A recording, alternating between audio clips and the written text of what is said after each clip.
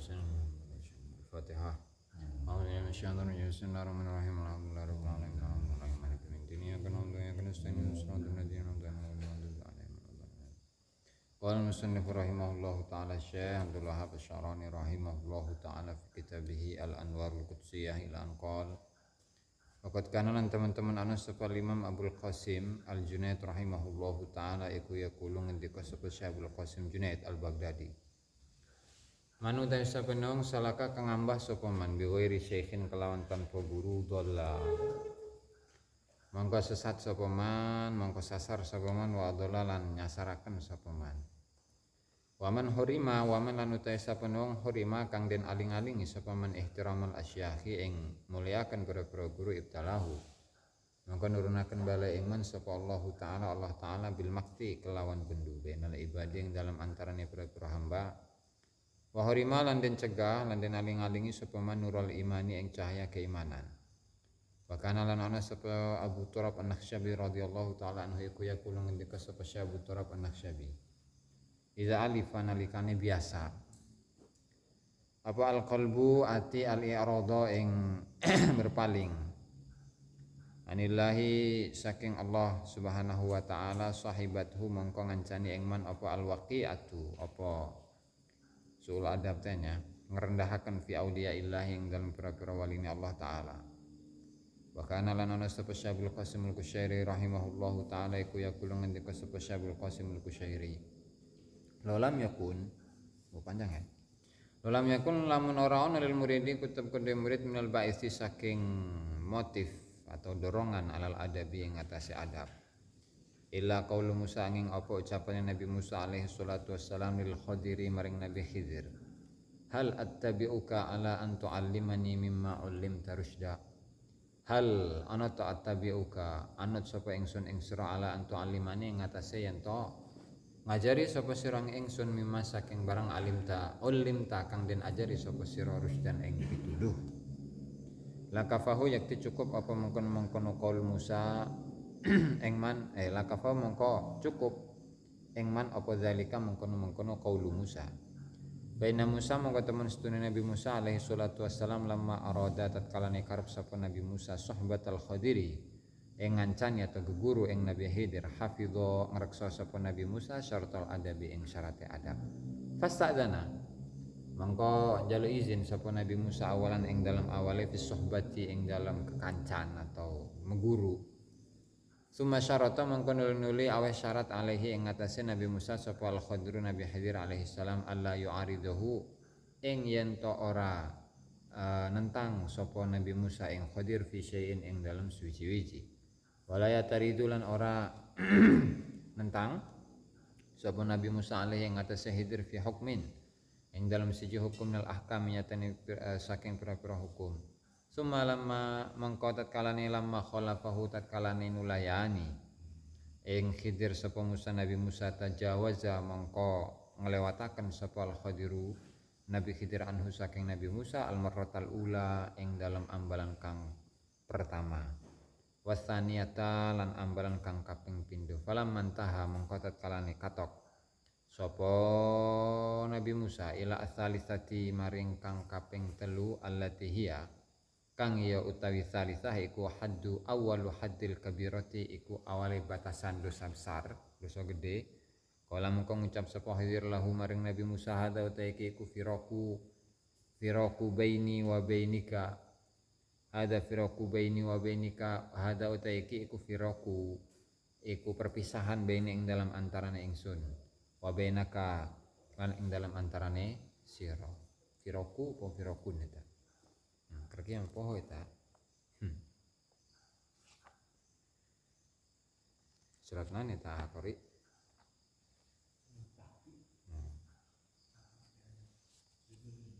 ora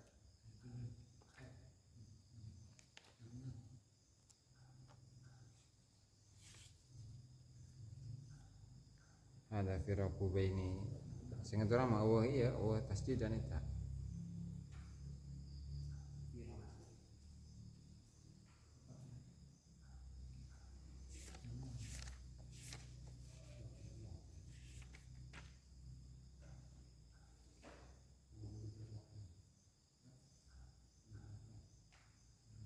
78. Benar, firaku baini ya.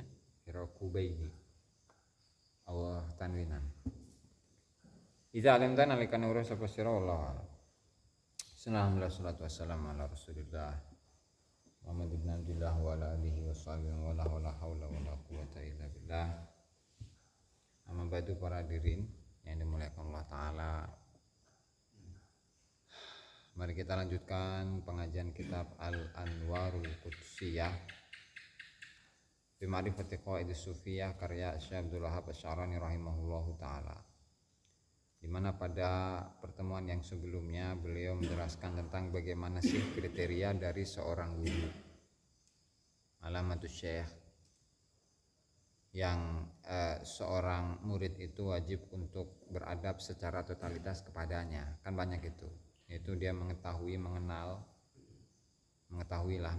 tentang Al-Quran dan hadis, mengatakan tentang keduanya, dan juga dalam sirnya itu sudah terbentuk, sudah menjadi kenyataan dalam sirnya.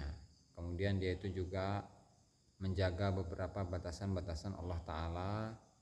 Kemudian yang pada akhirnya dia itu adalah seorang yang kasih sayang kepada seluruh makhluk-makhluknya Allah Subhanahu wa Ta'ala. Itu ya. Kemudian sekarang ini Syekh Abdul Wahab Asy-Sya'rani rahimahullahu taala itu membahas tentang kutipan dari Syekh Abdul Qasim Junaid Al-Baghdadi rahimahullahu taala. Dan Syekh Junaid Al-Baghdadi itu memiliki gelar Sayyidut Ta'ifatis Sufiyah. Dedengkotnya pimpinan dari golongan sufi. Semuanya muaranya ke sana memang. Dan secara mayoritas itu silsilah sanad tarekat itu memang bersambung kepada beliau. Secara mayoritas, makanya beliau itu gelari dengan Sayyidut Ta'ifatis Sufiyah. Nah, beliau memiliki guru namanya Syekh Abu Yazid Al-Bustami. Jadi kalau melihat kepada seluruh ulama-ulama sufi, nah, jadi mereka itu ya rata-rata ada ininya lah. Kalau bahasanya itu ada manunggaling kawula gustinya itu. Rata-rata itu. Nah, ciri khas mereka memang karena bahasanya itu tadi bahasanya bahasa cinta.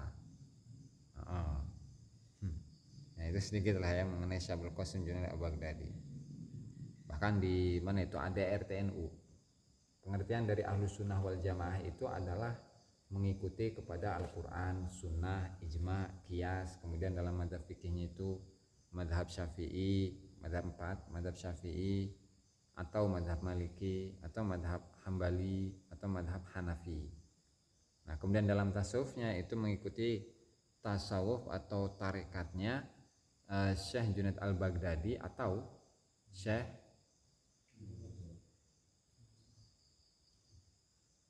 Imam Ghazali. Karena misalkan menyebutkan siapa namanya Syekh Abdul Qadir Jailani, tetap ke atasnya nyambung ke sini juga. Itu Syekh Junaid Al-Baghdadi. Oke. Beliau mengatakan man salaka bi ghairi syaikhin dhalla wa adalla. Barang siapa yang bersuluk melakukan perjalanan spiritual tetapi tanpa guru, maka dia akan sesat dan menyesatkan. Kenapa ya? Karena tadi kondisi yang biasa dialami oleh seorang murid itu, ya itu kan tidak berada dalam satu kondisi saja. Tetapi setiap waktu, setiap saat itu selalu ada gangguan, selalu ada cobaan, selalu ada penghalang. Sehingga kalau dia itu tidak memiliki guru dan dia jojong baik, dia akan menjadi orang yang tersesat. Karena dia nanti pada ujungnya tidak akan bisa membedakan antara mana ini ilham yang dari Allah Subhanahu wa Ta'ala atau khotir nafsani ataukah khotir syaitani, atau khotir malaki atau khotir robani. Tidak akan mengetahui itu. Dianggap semuanya sama, itu semuanya adalah dari Allah Ta'ala, padahal itu adalah dari jin. Nah, itu kan bahaya. Kalau tidak memiliki guru maka tidak akan dijelaskan oleh gurunya. Oh, itu khotir anu. Nah, itu khotir anu.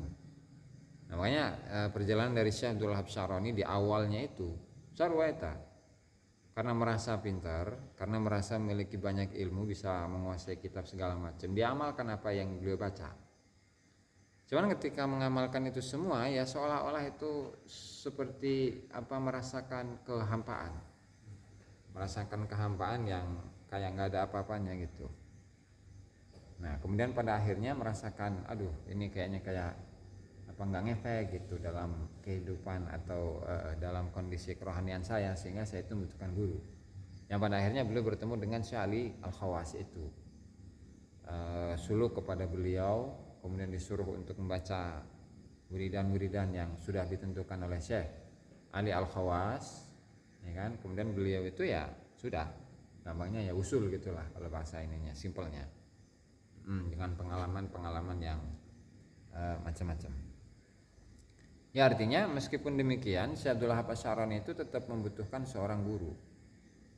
Itu baru satu, Syekh Ali Al-Khawas, belum lagi ketemu dengan Syekh Ali Al-Mursafi, kemudian ketemu dengan Syekhul Islam Zakaria Al-Ansari, kemudian beberapa masyayikh yang lain, dan banyak dari mereka yang memberikan izin kepada beliau untuk menjadi seorang guru pembimbing spiritual. Dan itu di awal-awal itu di halaman berapa? Di halaman 48 itu ya, dimana seorang murid itu ya harus mencari guru untuk mendidiknya, ya, karena yang namanya tarekat itu la qararalaha fa inna tariqa la qararalaha, tidak ada titik aman itu.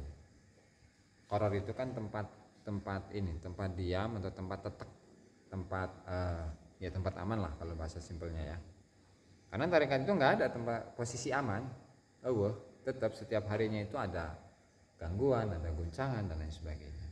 Nah, sehingga ketika seorang itu melakukan suluk, melakukan perjalanan spiritual tanpa ada guru, maka dia akan sesat. Satu, untuk dirinya. Nah, kemudian ketika ditiru oleh orang lain atau enggak, menyesatkan. Jadi dhalla wa adalla, sesat dan menyesatkan. Satu tuh. Nah, kemudian selanjutnya wa man harima ihtiramal asyakh ibtalahu Allah taala bil maqti bainal ibad wa harima nural iman, dan barang siapa yang dihalangi dari memuliakan, menghormati para masyayikh, artinya dia tidak peduli. Misalkan ada seseorang yang tidak peduli apakah dia itu termasuk syekhut thariq atau bukan, termasuk seorang guru yang mendidik spiritual murid-muridnya atau bukan, hasil dia tidak menghormati para masyayikh, ya, maka nanti pada ujungnya Allah Subhanahu wa taala akan menurunkan balai kepadanya. Berupa apa? Bil maqti bainal ibad. Dia mendapatkan kebencian. Mendapatkan kebencian dari banyak orang. Ya, misalkan ada seseorang itu, misalkan dia itu nggak suka dengan tidak hormat, bahkan terkesan membenci kepada misalkan Abu Yamu, waktu ya, akan dibenci oleh banyak orang. Kenapa? Karena semua orang tahu bagaimana abahmu itu ya. Satu. Yang kedua, wa harima nural iman. Imannya itu tidak akan bercahaya. Iman kan keyakinan yang totalitas, hati tempatnya kan. Jadi bagaimana seorang ketika dia itu tidak menghormati para masyayikh, yang mereka itu adalah para kekasih Allah Subhanahu wa taala, boro-boro dia menjadi seseorang mukmin yang sempurna, ya kan? Imannya saja itu tidak akan bercahaya, hatinya saja itu tidak akan bercahaya dan menjadi gelap gulita. Tuh, makanya ini bahaya. Ya artinya menghormati dan memuliakan orang lain itu adalah sebuah keniscayaan, sebuah keharusan. Ya, tetapi menghormati kepada para masyayikh itu lebih. Terus itu dua. Itu satu ya. Kemudian qala wa kana Abu Turab An-Nakhsyabi radhiyallahu taala anhu yaqul idza alifal qalbu. Syekh Abu Turab An-Nakhsyabi mengatakan ketika hati itu sudah terbiasa al-i'radu 'anillah, untuk berpaling kepada Allah Subhanahu atau dari Allah Subhanahu wa taala. Maka sahibatul waqi'atu fi auliyaillah, maka dia akan terjatuh. Maka dia akan dibarengi dengan al-waqi'ah, su'ul adab, merendahkan para wali-walinya Allah Subhanahu wa taala. Misalkan ada seorang yang memang mau itu dia punya ilmu, mau itu nggak punya ilmu, ketika sudah hatinya itu sudah sering berpaling dari Allah Ta'ala, tidak mau sholat, tidak mau ibadah, tidak mau zikir, semua perintah Allah Ta'ala dia tolak, semua larangan Allah dia lakukan. Kalau sudah terbiasa seperti itu, maka nanti pada ujungnya Allah Ta'ala akan memberikan ujian kepada dirinya, yaitu apa? Dia berani kepada wali-walinya Allah Ta'ala. Ya, misalkan non cenah di dia ya wali cenah. Alah, pertama halu wali halu gitu ujungna eta. Nah, kan bahaya eta mah. Nah, kalau sudah seperti itu ya udah, siap-siap aja eta mah. Nah, siap-siap saja untuk menerima balasan dari Allah Subhanahu wa taala. Tuh.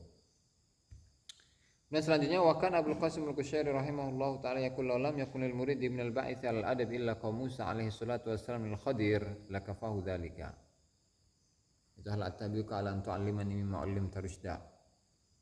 Seandainya kalau seorang murid itu tidak memiliki dalil untuk memuliakan atau sebagai motivasi, sebagai dorongan untuk memuliakan, untuk memiliki adab ya, untuk memiliki adab, kecuali hanya ucapannya Nabi Musa kepada Nabi Khadir alaihi salatu wassalam, hal attabi'uka ala an tu'allimani mimma 'allimta rusyda, apakah boleh saya itu mengikutimu, tapi dengan syarat engkau itu mengajari petunjuk, petunjuk yang telah Allah Subhanahu wa taala ajarkan kepada dirimu. Jika memang tidak ada dalil apapun, dalil satupun yang memerintahkan agar kita itu memiliki adab, kecuali hanya ucapannya Nabi Musa bahwa beliau meminta izin kepada Nabi Khidir untuk mengikutinya, untuk menemaninya, maka itu cukup untuk menjadi dalil dari seluruh adab yang ada. Motivasi ya. Kenapa seperti itu? Fa inna Musa alaihi salatu wassalam lamma arada sohbatal Khadiri, karena ketika Nabi Musa ketika ingin menemani Nabi Khidir atau berguru kepada Nabi Khidir, beliau itu menjaga syarat adab. Jadi nggak langsung ujuk-ujuk beliau itu langsung mengikuti Nabi Khidir, enggak, tapi minta izin dulu ya. Fasta'dzana awalan fi suhbah, di awal mulanya itu beliau meminta izin untuk menemani Nabi Khidir alaihi salatu wassalam dulu itu. Nah, kemudian Nabi Khidir itu dijawab, tsumma syarata alaihi al-Khadir alla yu'aridahu fi syai'. Kemudian Nabi Khidir itu memberikan syarat, oke, nggak apa-apa kamu itu ngikutin saya kemana-mana, kemanapun saya pergi, nggak masalah. Musa itu merasa tidak merasa lebih atau paling berilmu di antara orang-orang sedunia. Itu ya. Kalau mentahila tsaitsah allati hiya awal haddil kabira qala hadza firaqu baini wa bainika. Nah, sehingga pada akhirnya Nabi Khidir menjelaskan kepada Nabi Musa, inilah perbedaan antara diriku dan dirimu. Kalau Allah Subhanahu wa taala itu memberikan hukum-hukum syarat kepadamu wahai Nabi Musa, ya, sementara Allah Subhanahu wa taala itu memberikan kepadaku ilmu-ilmu tentang hakikat yang belum tentu diketahui oleh orang-orang yang ahli dalam hukum syariat. Nah itu, sehingga dari situ sadarlah Nabi Musa. Nah, maka percontohan ya dari Nabi Musa dengan Nabi Khidir alaihi salatu wassalam itu adalah contoh di mana adab seseorang kepada gurunya. Itu artinya di awalnya itu Nabi Musa meminta izin kepada Nabi Khidir, saya pengen ikut. Kalau nggak boleh ya udah nggak boleh. Nah, Dan di sini meskipun siapa Nabi Musa itu seorang rasul ya seorang nabi, sementara Nabi Khidir hanya seorang rasul, hanya seorang nabi. Tetap kan Nabi Musa itu diperintahkan untuk berguru kepada Nabi Khidir. Meskipun secara apa namanya ya pangkatnya itu lebih rendah daripada Nabi Musa. Sehingga disitulah rahasia Allah Subhanahu Wa Taala di mana seseorang yang terlihat pintar, seseorang yang terlihat ilmunya banyak, itu belum tentu lebih tinggi ilmunya daripada orang-orang yang nggak terlihat seperti itu. Sehingga pada akhirnya manusia itu ya apa namanya menghormati orang lain, memuliakan orang lain, dan tidak boleh merendahkan orang lain. Idza alim tadzalika wallahu taala alam bisawab. Ada pertanyaan tuh ya.